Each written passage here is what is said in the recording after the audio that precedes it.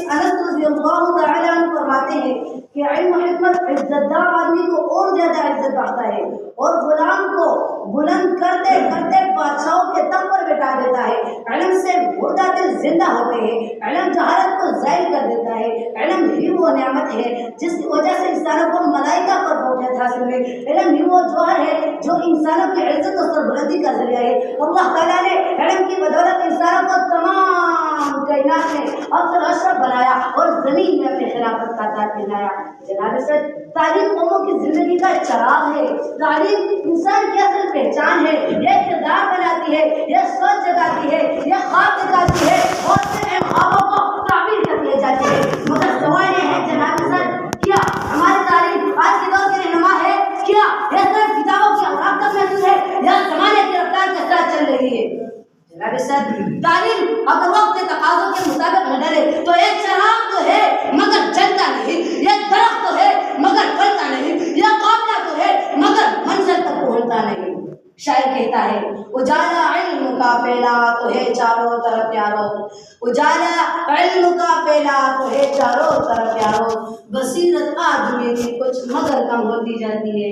جناب سر، بصیرت آدمی کی کچھ مگر کم ہوتی جاتی ہے۔ تعلیم میں جدیدیت دراصل اسی جمود کو توڑنے کا نام ہے۔ جدیدیت صرف کمپیوٹر کا نام نہیں، صرف مشین کا نام نہیں، صرف انٹرنیٹ کا نام نہیں، یہ سوچ کا زاویہ ہے۔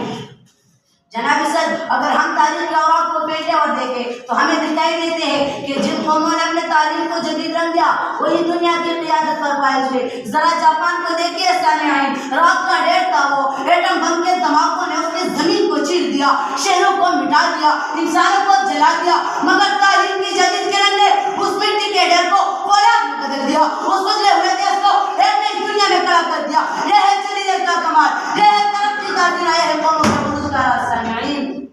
چین کو دیکھ لیجیے، غربت کی زنجیروں میں جکڑا ہوا ملک، محرومی کے اندھیروں میں ڈوبا ہوا معاشرہ، مگر جب اس نے تعلیم کو جدید بنایا، نصاب کو بدلا، طریقے تدریس کو بدلا، تو ترقی یافتہ ممالک کے سر پہ کھڑے ہو کر سب کے معاشی نظام کو للکارا ہے۔ فرانس نے جنگی ٹیکنالوجی کو دوان سے زمین پر گرایا، امریکہ کے اقتصادی نظام کو گھٹنے ٹیکنے پر مجبور کیا۔ یہ ہے جدیدیت کا کمال، یہ ہے ترقی کا زینہ، یہ ہے قوموں کے عروج کا راز۔ بقول علامہ اقبال، افراد کے ہاتھوں میں ہے اقوام کی تقدیر، افراد کے ہاتھوں میں ہے اقوام کی تقدیر، ہر فرد ملت کے مقدر کا ستارہ۔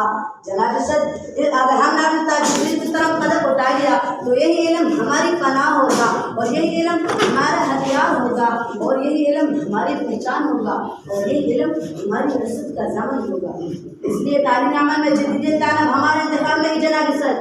اگر ہم نے آج جدیدیت کی طرف قدم اٹھا لیا تو یہی علم ہماری پناہ ہوگا اور یہی علم ہمارے اختیار ہوگا اور یہی علم ہماری عزت کا ضامن ہوگا۔ اس لیے تعلیمی عمل میں جدیدیت لانا ہمارا انتخاب نہیں بلکہ اس میں ہماری بقا ہے۔ یہ چوائس نہیں، مجبوری ہے، یہ خواہش نہیں، ضرورت ہے اور اشد ضرورت ہے، کیونکہ تعلیم کا مطلب صرف پڑھنا نہیں بلکہ جینا سکھانا ہے۔ یہ قلم سے نکل کر کردار میں اترنے کا نام ہے، یہ الفاظ کو حقیقت میں ڈالنے کا ہنر ہے، یہ تحقیق کو ایجاد میں بدلنے کی جستجو ہے۔ جناب سر، آخر میں میں یہ عرض کروں گا کہ تعلیمی عمل میں جدیدیت لانا ہمارا انتخاب نہیں بلکہ اس میں ہماری بقا ہے۔ میں وقت کی نزاکت کو مد نظر رکھتے ہوئے اپنے تقریر کو ان اشعار پہ ختم کرنا چاہتا ہوں۔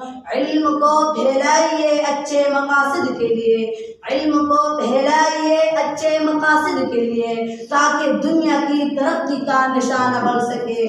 علم چلتا آفتاب اور علم ہے باد مراد، علم چلتا آفتاب اور علم ہے باد مراد، علم زندہ باد اسی کی آگہی پائندہ باد، وما علینا الا البلاغ المبین۔